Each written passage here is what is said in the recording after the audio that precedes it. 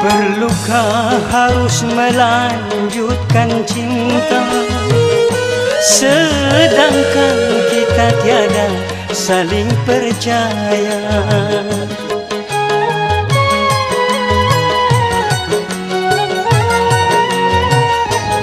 Sudahkah ada pengganti di sana yang lebih memuaskan segala-galanya?